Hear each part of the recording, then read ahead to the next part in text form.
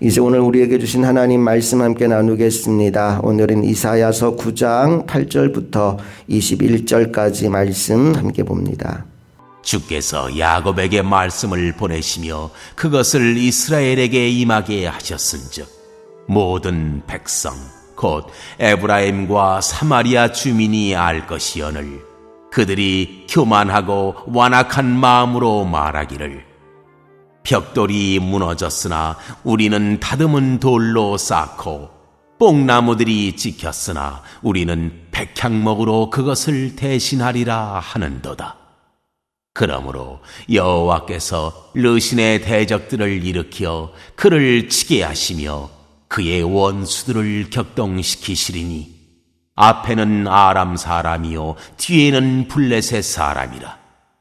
그들이 모두 입을 벌려 이스라엘을 삼키리라. 그럴지라도 여호와의 진노가 돌아서지 아니하며 그의 손이 여전히 펴져 있으리라. 그리하여도 그 백성이 자기들을 치시는 이에게로 돌아오지 아니하며 만군의 여호와를 찾지 아니하도다. 그러므로 여호와께서 하루 사이에 이스라엘 중에서 머리와 꼬리와 종려나무 가지와 갈대를 끊으시리니 그 머리는 곧 장로와 존귀한 자요 그 꼬리는 곧 거짓말을 가르치는 선지자라. 백성을 인도하는 자가 그들을 미혹하니 인도를 받는 자들이 멸망을 당하는도다. 이 백성이 모두 경건하지 아니하며 악을 행하며 모든 입으로 망령되이 말하니 그러므로 주께서 그들의 장정들을 기뻐하지 아니하시며 그들의 고아와 과부를 긍휼히 여기지 아니하시리라. 그럴지라도 여호와의 진노가 돌아서지 아니하며 그의 손이 여전히 펴져 있으리라. 대저 악행은 불타오르는 것 같으니 곧 찔레와 가시를 삼키며 빽빽한 수풀을 살라 연기가 위로 올라가게 함과 같은 것이라. 만군의 여호와의 진노로 말미암아 이 땅이 불타리니 백성은 불의 섭과 같을 것이라. 사람이 자기의 형제를 아끼지 아니하며 오른쪽으로 움킬지라도 줄이고 왼쪽으로 먹을지라도 배부르지 못하여 각각 자기 팔의 고기를 먹을 것이며 므낫세는 에브라임을 에브라임은 므낫세를 먹을 것이요 또 그들이 합하여 유다를 치리라. 그럴지라도 여호와의 진노가 돌아서지 아니하며 그의 손이 여전히 펴져 있으리라.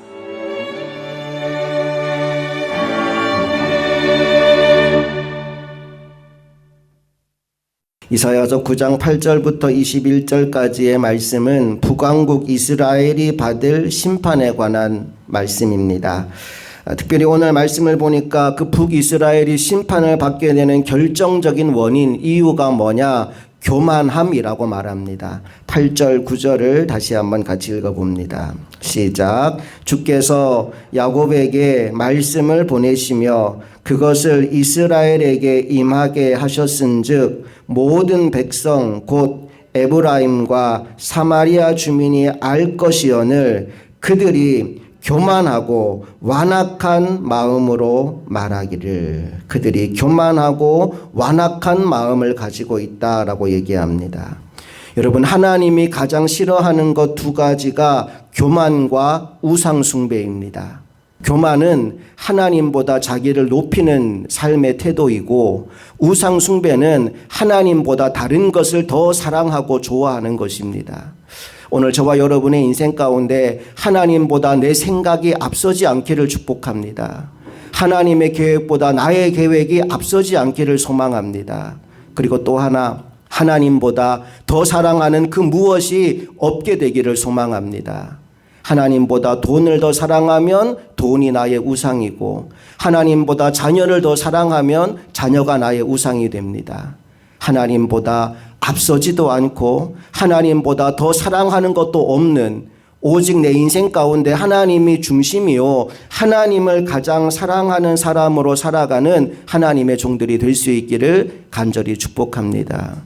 북이스라엘은 이 두 가지가 무너져서 실패한 겁니다. 교만한 마음, 완악한 마음이 그들 속에 있었고 우상 숭배가 가득한 삶을 살았기 때문에 북이스라엘은 망하게 되었다라는 이야기를 오늘 우리에게 들려줍니다. 자, 그렇다면 이 교만한 사람들이 가지고 있는 삶의 특징이 뭘까요? 첫 번째 특징은 깨달음이 없다는 것입니다. 10절 말씀 우리 읽어봅니다. 시작.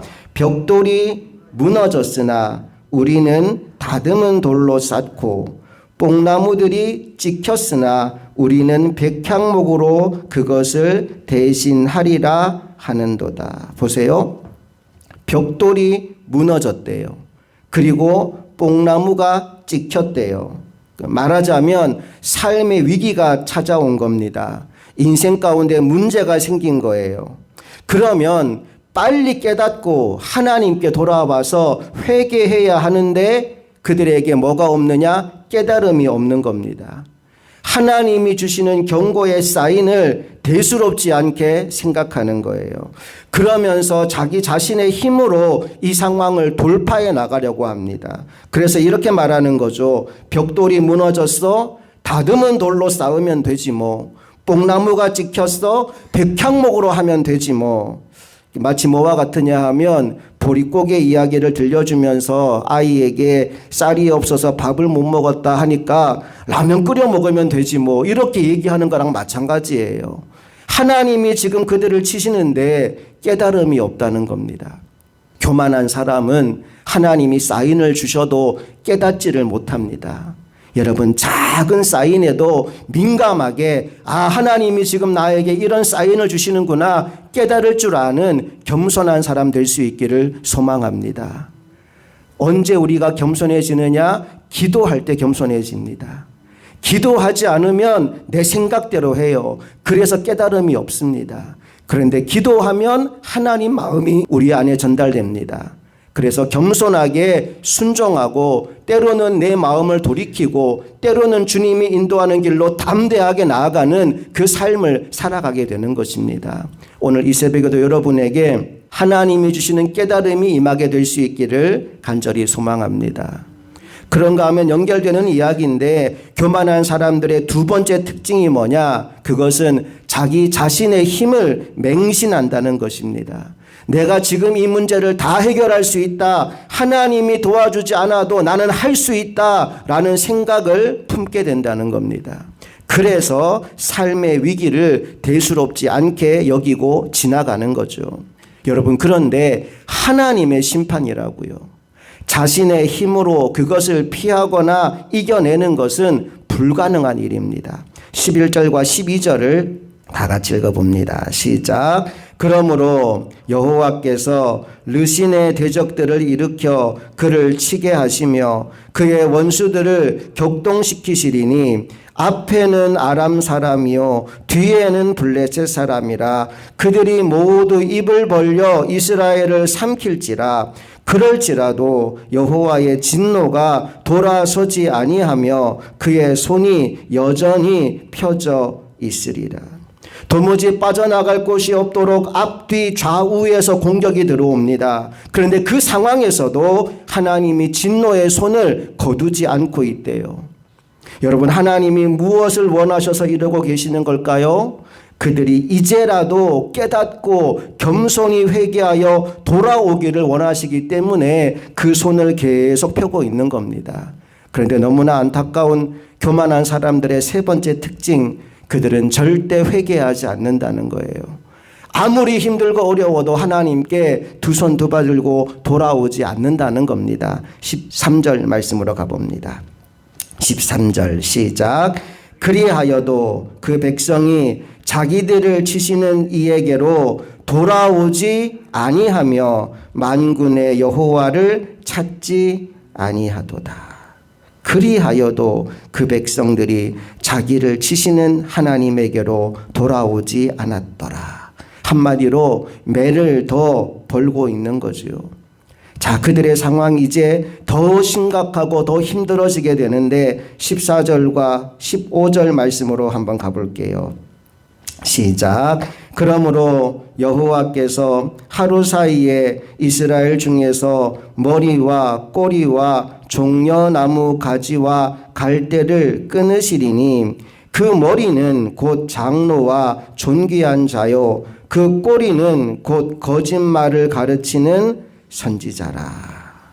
이렇게 어려운 때일수록 리더들이 더 잘해야 되는데 정치 지도자, 종교 지도자들이 다 정신을 못 차리고 있다는 거예요. 그 머리는 장로요, 존귀한 자요. 그 꼬리는 선지자인데 거짓말을 가르치는 선지자였다라고 말합니다.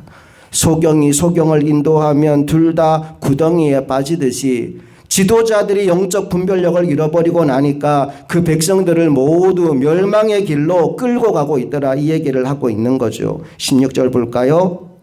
시작. 백성을 인도하는 자가 그들을 미혹하니 인도를 받는 자들이 멸망을 당하는도다. 지도자들이 제자리에 서지 못하니까 나라가 망하는 길로 가더라는 거예요. 우리가 왜 나라를 위해 기도해야 되느냐? 왜 지도자를 위해 기도해야 되느냐? 왜 교회의 목회자를 위해 기도해야 되느냐? 그들이 바로 서지 못하면 양무리가 헤매고 고통당할 수밖에 없기 때문입니다. 오늘 이 새벽에도 우리 이 나라를 위하여, 이 민족을 위하여, 정치 지도자, 종교 지도자를 위하여 하나님의 말씀을 붙잡고 그들이 올바로 설 수 있도록 기도하는 새벽 될 수 있기를 간절히 소망합니다. 자, 이렇게 하나님의 심판과 하나님의 엄중한 메시지들이 선포되면 그들이 회개하고 하나님 앞에 돌아와야 되는데 여전히 정신을 차리지 못하고 있어요. 아무리 심판이 임해도 그들이 정신을 차리지 못하니까 오늘 본문에서 여러 번 반복해서 나오는 메시지 하나가 있습니다. 그게 뭐냐 하면 여호와 하나님의 손이 여전히 펴져 있다라는 말씀입니다. 12절 말씀 볼까요? 제일 마지막에 이렇게 말씀이 기록되죠. 그럴지라도 여호와의 진노가 돌아서지 아니하며 그 다음과 같이 있습니다. 그의 손이 여전히 펴져 있으리라. 17절도 가봅니다. 마지막에 보니까 그럴지라도 여호와의 진노가 돌아서지 아니하며 그 다음 같이 그의 손이 여전히 펴져 있으리라. 21절 갑니다. 그럴지라도 여호와의 진노가 돌아서지 아니하며 다 같이 그의 손이 여전히 펴져 있으리라. 하나님의 손이 여전히 펴져 있다. 물론 그 손은 심판의 손, 진노의 손입니다. 그들을 철저하게 멸망시키겠다고 하나님이 계속 손을 펴고 있는 거예요. 하지만 여러분, 하나님이 펴고 있는 그 손은 심판의 손인 동시에 회개하고 돌아오는 자들을 붙잡아 주시는 구원의 손이기도 합니다. 하나님이 왜 계속 손을 펴고 계시겠습니까? 그들 중에 누구라도 회개하고 돌아오면 그들을 붙잡고 건져주시기 위해서 하나님이 은혜의 손, 구원의 손을 계속 펴고 있는 겁니다. 받을 자격이 없는 자에게 사랑을 베푸시는 하나님, 그 은혜의 하나님께서 오늘도 우리 인생 가운데 손을 펴고 계신다면 교만한 자리에 서지 말고 겸손한 자리로 우리 삶의 자리를 옮기게 되기를 원합니다. 우상 숭배에 빠져 살지 말고 하나님 한 분을 겸손하게 섬기는 하나님의 종들이 되기를 원합니다. 오늘 이 새벽 기도할 때 내 인생 가운데 혹시 하나님보다 높아진 것이 무엇이 있을까? 혹시 하나님보다 더 사랑하는 것이 무엇이 있을까? 돌아보게 되기를 원합니다. 그래서 누구보다 겸손한 사람으로 하나님 한 분을 뜨겁게 사랑하며 하나님 한 분을 온전히 섬기며 나아가는 하나님이 가장 기뻐하는 종들이 다 되실 수 있기를 주님의 이름으로 축복합니다. 함께 기도하시겠습니다. 좋으신 아버지 하나님, 은혜와 사랑을 감사드립니다. 오늘 북이스라엘이 무엇 때문에 무너지게 되었는지를 우리에게 말씀하시고 또 우리의 삶을 돌아보게 하시니 감사합니다. 북이스라엘은 교만하여서 하나님의 말씀에 불순종하였고 하나님이 그들을 돌이키시기 위해 징계할 때에도 깨닫지 못하고 자기 힘으로 그 모든 문제를 해결하려고 하다가 결국은 완전히 멸망하고 말았습니다. 하나님이 계속 손을 거두지 않고 펼치고 있을 때 그 진노를 온전히 당하기만 하였고 회개하여 돌아와서 주님이 건져주시는 구원의 은혜를 그들은 경험하지 못했습니다. 하나님 오늘 이 새벽 우리에게 이 말씀을 주시는 것은 우리에게 어떤 자리 어떤 상황 가운데 있든지 간에 회개하고 다시 돌아와서 하나님의 은혜와 복을 회복하라고 이 말씀을 주시는 줄로 믿습니다. 기도하는 중에 깨달음을 얻게 하여 주시옵소서. 돌이킬 것이 무엇인지 회개할 것이 무엇인지 온전히 깨닫게 하시고 겸손히 하나님의 말씀에 순종하여 하나님이 주시는 그 복을 완벽하게 경험하고 누리고 살아가는 하나님의 백성들 되게 하여 주옵소서. 우리 주 예수 그리스도의 이름으로 간절히 기도합니다. 아멘.